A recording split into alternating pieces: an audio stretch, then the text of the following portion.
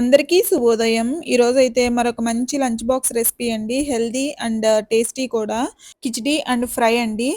పొట్టు పెసరపప్పు ఒక గ్లాసు, రైస్ ఒక గ్లాసు వేసి నానబెట్టుకోవాలి. 2 అవర్స్ అయినా నానితే బావుంటది. లేదంటే ఎక్కువ విజిల్స్ రానిస్తే సరిపోతుంది. నెక్స్ట్ అయితే వెజిటబుల్స్ మనకు కావాల్సినన్ని వెజిటబుల్స్ ఏవన్నా వేసుకోవచ్చు. Carrot, beetroot, beans, peas, corn ఏమున్నా వేసుకోవచ్చు. నాకైతే ఇవి ఒక 3 టైప్స్ ఆఫ్ వెజిటబుల్స్ అయితే వేశాను. ఇలా సన్నగా, పొడవుగా కట్ చేసుకోండి. బావుంటది ఫ్రైకైతే. బీన్స్ వచ్చేటప్పటికి ఒక 1 ఇంచు పొడవొచ్చేలాగా కట్ చేసుకోండి. ఇవి ఇవే కాదు మీకు ఏ వెజిటబుల్స్ ఉంటే అవన్నీ కట్ చేసేసుకొని, కుక్కర్‌లో వేసుకొని ఒక విజిల్ 1, 2 విజిల్స్ రానివ్వండి సరిపోతుంది. తగినన్ని వాటర్ పోసుకొని, కొంచెం సాల్ట్ వేసుకొని, నేనైతే 2 విజిల్స్ రానిచ్చాను. అవి సరిపోయింది. ఇది కుక్కర్ పెట్టేసేయండి. నెక్స్ట్ అయితే పప్పు గూడా నానిపోయినియి. ఇవిని 2 గ్లాసెస్ మొత్తం 2 గ్లాసెస్ అయినియి. సో, 6 గ్లాసెస్ వాటర్ పోసుకొని, మూత పెట్టి ఒక 3 విజిల్స్ రానిస్తే సరిపోతుంది. నెక్స్ట్ అయితే ప్యారలల్‌గా ఈ వెజిటబుల్స్ గూడా మిగతా వెజిటబుల్స్ కూడా కట్ చేసేసుకోండి. పన్నీర్ కొంచెం తీసుకున్నాను. క్యాప్సికమ్ అయితే కొంచెం లావుగా కట్ చేసుకోండి. బావుంటది పంటికి తగులుతూ. నెక్స్ట్ అయితే కుక్కర్‌లన్నీ వచ్చేసినియి. 2 కుక్కర్‌లు వెజిటబుల్స్‌ది అండ్ రైస్‌ది కూడా. ఈ వెజిటబుల్స్‌లో ఉన్న వాటర్ వేస్ట్ చేయకుండా ఇలా ఇందులోనే పోసేసుకోండి. ఎలాగో కొంచెం వాటర్ పట్టిద్ది కిచిడీలో అయితే. ఇలా పోసేసుకొని ఒకసారి కలబెట్టుకొని పక్కన పెట్టుకోండి. ఫస్ట్ అయితే కర్రీ చేసేసుకుందాము. ఇవి 2 నేను వీడియో కాబట్టి ప్యారలల్‌గా చూపించలేకపోతున్నాను.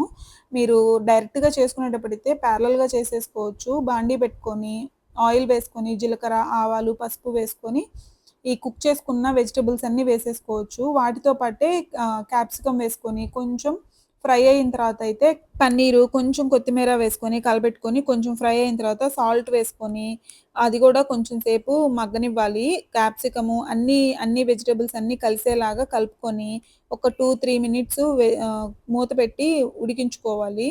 నెక్స్ట్ అందులోనే రుచికి సరిపడినంత కారం. నేనైతే స్పైసెస్ ఎక్కువేమీ వేయట్లేదు. సో, మీకు నచ్చిన స్పైసెస్ వేసుకోవచ్చు. కారం కొంచెం, నువ్వుల పొడి ఒక స్పూన్ వేశాను. నా వెజిటబుల్స్ అన్ని కర్రీస్‌లో మాక్సిమం నువ్వుల పొడైతే ఉంటది. సో, మీకిష్టం ఉంటే ఇది నువ్వుల పొడి మాత్రం ఆప్షనల్. మీకు నచ్చితే వేసుకోండి. లేదంటే లేదు. అంతా కలిపేసుకొని ఒక 2 మినిట్స్ మగ్గించుకున్నాక ఒక హాఫ్ లెమన్ స్క్వీజ్ చేసుకొని, అంతా కలిపేసేసుకొని స్టవ్ ఆఫ్ చేసుకోవటమే. లెమన్ స్క్వీజ్ చేసిన తర్వాత ఎక్కువ సేపయితే కుక్ చేయాల్సిన అవసరం లేదు. జస్ట్ కలిపేసేసుకొని అంతా డిష్ అవుట్ చేసేసుకోవటమే. నేనైతే సేమ్ బాండీలో వేస్తున్నాను. మిగతా రైస్‌కి చేస్తున్నాను. రైస్‌కి కొంచెం తడకా పెట్టుకుందాం. ఒక టమాటా, ఒక్క ఆనియను, కొంచెం ఒక 1 ఇంచు అల్లం కూడా తీసుకొని కట్ చేసేసుకొని, కొంచెం కొత్తిమీర, కరివేపాకు కూడా పక్కన పెట్టుకోండి. సేమ్ కూర చేసిన బాండీ ఉంది కదా! అదే బాండీలో కొంచెం నెయ్యి కానీ, ఆయిల్ కానీ మీ ఇష్టం ఏదుంటే అది వేసుకోవచ్చు. అందులోనే జీలకర్ర, పసుపు కొంచెం వేసి, అల్లం ముక్కలు కొంచెం వేసేసిన తర్వాత ఫ్రై అవ్వాలి. అల్లం ముక్కలు బాగా ఫ్రై అయిన తర్వాత అయితే కట్ చేసి పెట్టుకున్న ఆనియను, టొమాటో, కరివేపాకు కూడా వేసుకొని, అందులోనే రుచికి సరిపడినంత ఉప్పు వేసుకొని, కలుపుకొని, మూత పెట్టుకొని మగ్గించుకోవాలి. ఇలా టొమాటోలు, ఉల్లిపాయ అంతా మగ్గేసిన తర్వాత అయితే రుచికి సరిపడినంత కారం ఒక స్పూన్ వేస్తే సరిపోతుంది. ఎక్కువ పట్టదు. కారం వేసిన తర్వాత అంతా ఇలా బాగా కలుపుకోవాలి. ఒకసారి అంతా కలిపేసిన తర్వాత అయితే ముందుగా ఉడికించుకున్న రైస్ ఉంటది గదండీ! అది కూడా వేసుకోవచ్చు. ఇన్ కేస్ మీరు డిన్నర్‌కి ప్రిపేర్ చేస్తున్నట్లయితే గనక పొట్టు లేకుండా ఉండే పెసరపప్పు వేసుకోండి. ఇది నేనైతే లంచ్‌కి చేస్తున్నాను. సో, పొట్టున్నా కానీ ఈజీగా డైజెస్ట్ అయిపోయిద్ది. కొంచెం కొత్తిమీర కూడా వేసేసుకొని, అంతా కలుపుకొని వాటర్ కన్సిస్టెన్సీ మీకు కిచిడీకి ఎలా కావాలో అంత కన్సిస్టెన్సీ వేసుకొని, అంతా కలుపుకొని బాగా మగ్గిన తర్వాత అయితే స్టవ్ ఆఫ్ చేసుకోవడమే.